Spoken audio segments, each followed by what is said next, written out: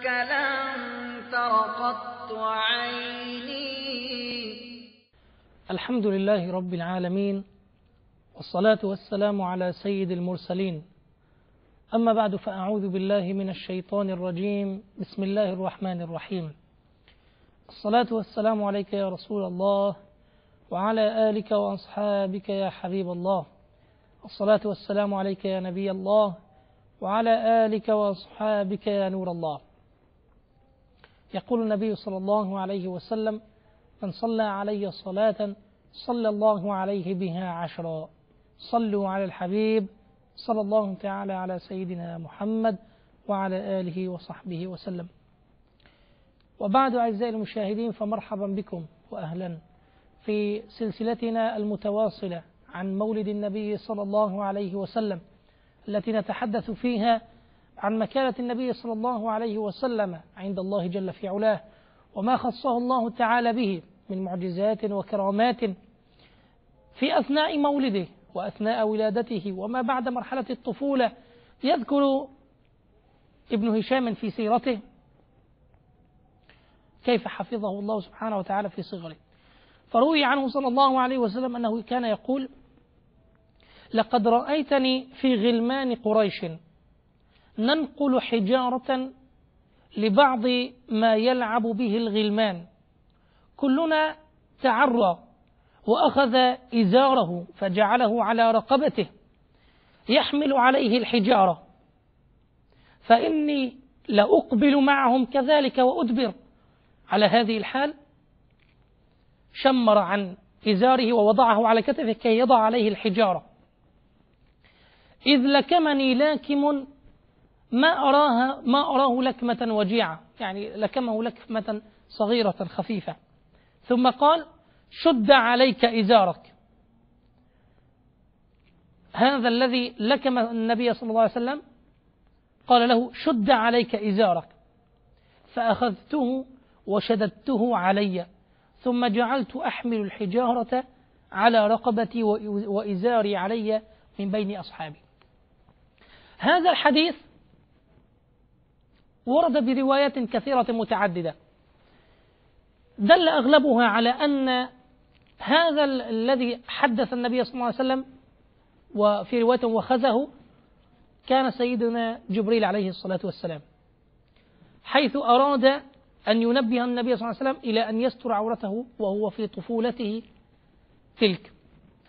كانت هذه عصمة من الله سبحانه وتعالى للنبي صلى الله عليه وسلم وهو في طفولته، يعصمه عن أن يكشف عورته أمام أحد. لكن قبل هذا، إذا أردنا أن نتساءل عن الأحداث التي كانت في مرحلة رضاعته، أحداث حدثت حوله صلى الله عليه وسلم، فليس لنا إلا حديث السيدة حليمة رضي الله عنها، حليمة السعدية مرضعة النبي صلى الله عليه وسلم. يروى عن ابن إسحاق أنه قال: كانت حليمة بنت أبي ذؤيب السعدية أم رسول الله صلى الله عليه وسلم التي أرضعته، تحدث أنها خرجت من بلدها مع زوجها وابن لها صغير ترضعه في نسوة من بني سعد بن بكر تلتمس الرضعاء. قالت: وذلك في سنة شهباء لم تبق لنا شيئا، ولكن كنا نرجو الغيث، ننتظر المطر والرحمة من الله سبحانه وتعالى. قالت: ولكن كنا نرجو الغيث والفرج، فخرجت على آتان تلك، فلقد أدمت بالركب حتى شق ذلك عليهم ضعفا وعجفا أو عجفا.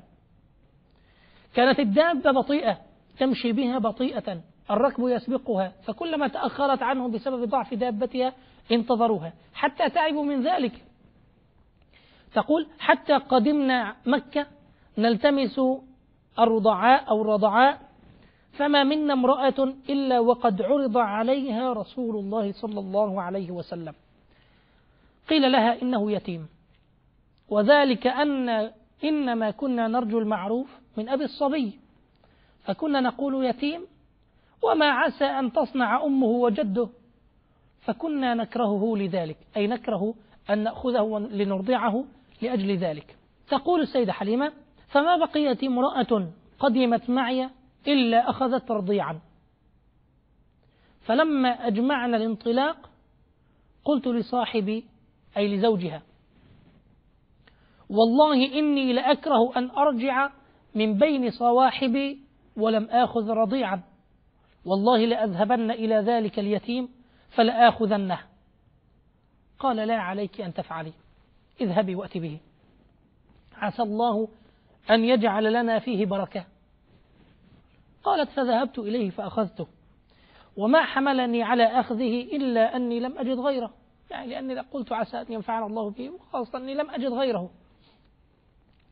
قالت: فلما وضعته في حجري أقبل عليه ثدياي بما شاء من لبن، أي فجأة امتلأ صدرها باللبن، فشرب حتى روي، وشرب معه أخوه أي رضيعها حتى روي، ثم ناما، وما كنا ننام معه قبل ذلك، أي ناما الليل وبتنا ليلتنا مرتاحين، وهذه أول مرة ينام طفلي دون أن يستيقظ في الليل. صلوا على الحبيب صلى الله تعالى على سيدنا محمد وعلى آله وصحبه وسلم. وقام زوجي إلى شارفنا تلك، فإذا إنها لحافل، أي مليئة بالحليب تلك الشاة، فحلب منها ما شرب وشربت معه حتى انتهينا ريا وشبعا، فبتنا بخير ليلة، أول ليلة تمر عليها ليلة بركة، وما ذلك إلا ببركة النبي صلى الله عليه وسلم. ثم قالت: يقول صاحبي حين أصبحنا: والله يا حليمة لقد أخذت نسمة مباركة، يقصد النبي صلى الله عليه وسلم هذا الرضيع. فقالت: قلت له: والله إني لأرجو ذلك. قالت: ثم خرجنا وركبت أتاني وحملته عليها، فوالله لقطعت بالركب ما يقدر عليه أبو ذؤيب، ما يقدر عليها أبو ذؤيب، تقصد والدها، أي قطع عندما ركبت دابتها وانطلقت عائدة إلى بني سعد، إلى أرض بني سعد، إذا بدابتها التي كانت قبل ذلك حينما قدمت مكة كانت بطيئة، إذا بها الآن تسبق ركبها كلهم، حتى قال لها صواحبوها: ويحك اربعي علينا، أليست هذه أتانك التي كنت خرجت عليها؟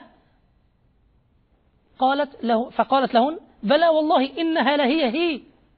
فيقولن: والله إن لها لشأنا، يعني أمر عجيب أن يحصل معها هذا.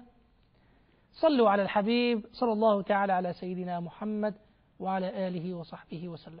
ثم تقول السيدة حليمة: ثم قدمنا منازلنا من بلاد بني سعد، وما أعلم أرضا من أرض الله أجدب منها، فكانت غنمي تروح علي، وكلمة تروح علي أي تعود إلي بعد أن ترعى، فكانت غنمي تروح علي حين قدمنا به معنا شباعا لبنا، يعني غنمها كانت تذهب وترعى وتأتي ممتلئة البطن وممتلئة الحليب، شبعة ومليئة بالحليب، فنحلب ونشرب وما يحلب إنسان قطرة لبن، يعني باقي أصحابها أو قومها لم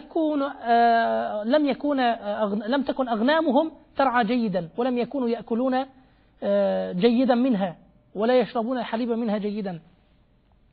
قالت: فنحلب ونشرب وما يحلب إنسان قطرة لبن، ولا يجدها في ضرع، حتى كان الحاضرون من قومنا يقولون لرعيانهم: ويلكم اسرحوا حيث يسرح راعي بنت أبي ذؤيب، يقصدون حليمة. قالت: فلم نزل نتعرف من الله الزيادة والخير حتى مضت سنتاه وفصلته. قالت: فقدمنا به على أمه ونحن أحرص شيء على مكثه فينا، فكلمنا أمه وقلت لها: لو تركت بني عندي حتى يغلظ فإني أخشى عليه وباء مكة. قالت: فلم نزل بها حتى ردته معي، فكانت حريصة على أن تأخذ رسول الله صلى الله عليه وسلم ويبقى في حجرها يترعرع، لما ترى من البركات التي كانت ترافقه صلى الله عليه وسلم. ثم بعد ذاك حصلت الحادثة المشهورة، حادثة شق الصدر. طبعا الحادثة رويت في سيرة ابن هشام كذلك عن سيدة حليمة تقول: فرجعنا به فوالله إنه لبعد مقدمنا به بأشهر مع أخيه لفي بهم لنا خلف بيوتنا، مكان خلف البيوت التي نحن نسكن فيها، إذ أتانا أخوه يشتد، أي بشكل سريع وهو عليه ظاهر الخوف، فقال لي ولأبيه: ذاك أخي القرشي قد أخذه رجلان عليهما ثياب بيض فأضجعاه فشقا بطنه فهما يسوطانه، فخرجت أنا وأبوه نحوه فوجدناه قائما منتقعا وجهه، أي تغير لون وجهه. قالت: فالتزمته والتزمه أبوه، يعني احتضناه: ماذا بك يا بني؟ فقلنا له: ما لك يا بني؟ فقال صلى الله عليه وسلم: جاءني رجلان عليهما ثياب بيض فأضجعاني وشقا بطني فالتمسا فيه شيئا لا أدري ما هو.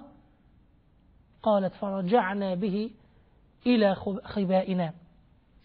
طبعا هذه القصة لها روايات كثيرة، في رواية أنهم كانوا رهط ثلاث وليس اثنان، لكن في غير هذا الموضع من السيرة. والرواية التي جاءت أيضا، والرواية أصح رواية أنهم كانوا 3 وجاءوا بطشط من ذهب فيه ثلج فشقا صدر النبي عليه الصلاة والسلام وأخرجا قلبه وغسلاه بالثلج، ثم شقا القلب وأخرجا مضغة سوداء كانت فيه وغسلاه بالثلج، ثم أعاداه فالتأم وأعاده إلى صدره فالتأم صدره صلى الله عليه وسلم. هذه بالنسبة لحادثة شق الصدر، وهي حادثة مشهورة. أيضا من الأحداث التي كانت تراوده أو تحصل في أثناء طفولته صلى الله عليه وسلم ما روي عن السيدة حليمة أنها رأت غمامة تظله وهو عندها. ورد في رواية أنها ذات يوم أخذته أخته وذهبت به ترعى، لكن كان ذلك في وقت الظهيرة وكان الحر شديدا، فاستأخرت حليمة وبنتها والسيدنا محمد صلى الله عليه وسلم. فلما أتت إلى بنتها قالت لها: ويحك، لماذا تأخرت به علينا؟ فقالت الأخت: والله يا أماه ما وجد حرا قط، لقد كانت غمامة تظله أينما ذهب وراح صلى الله عليه وسلم. يقول ابن إسحاق: ثم إن أبا طالب خرج في ركب تاجرا إلى الشام. طبعا هذا في ما بعد وفاة السيدة آمنة وكفالة أبي طالب للنبي صلى الله عليه وسلم. يقول: ثم إن أبا طالب خرج في ركب تاجرا إلى الشام، فلما تهيأ للرحيل وأجمع المسير صب به رسول الله صلى الله عليه وسلم، أي تمسك به صلى الله عليه وسلم، يعني أراد أن يذهب مع عمه أبي طالب وهو طفل صغير. وقال: فرق أبو طالب له، يعني رق قلبه له، ثم قال: والله لا أخرجن به معي ولا يفارقني ولا أفارقه أبدا. هذا فيما ورد عنه. فخرج به معه، فلما نزل الركب بصر الشام نزلوا عند بحيرة في ذلك العام، وكانوا كثيرا ما يمرون به قبل ذلك فلا يكلمهم ولا يعرض لهم حتى كان ذلك العام. فلما نزلوا به قريبا من صومعته صنع لهم طعاما كثيرا، وذلك فيما يروى أنه رآه، أي رأى النبي صلى الله عليه وسلم وهو في صومعته قبل أن يأتوا.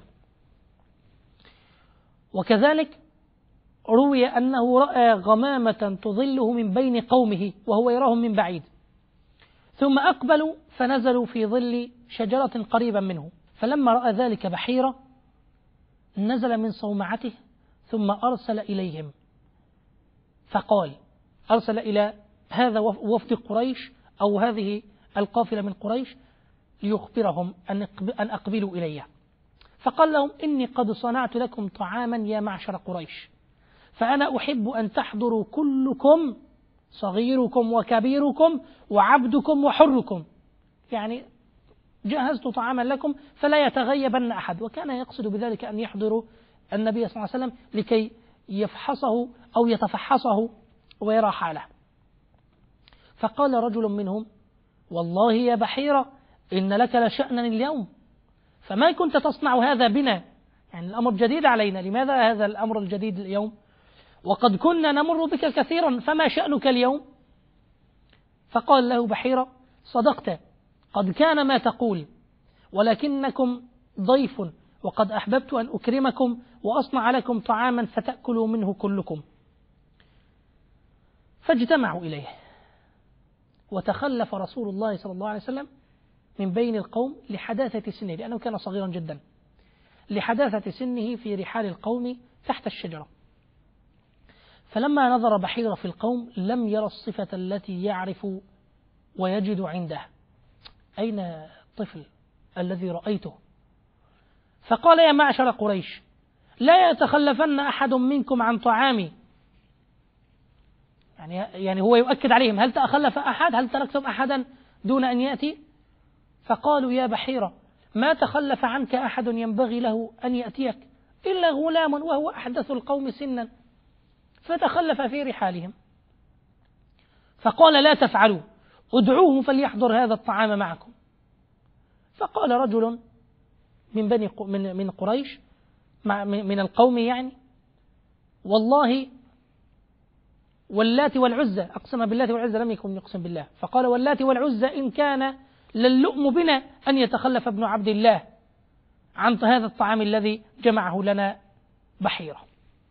فقدموا بالنبي صلى الله عليه وسلم وأجلسوه إلى الطعام فأكل، وكان بحيرة يترصده ويلاحظه لحظا شديدا، وينظر إلى أشياء من جسده قد كان يجدها عنده، يعني في كتبه التي كان يقرأها من صفته.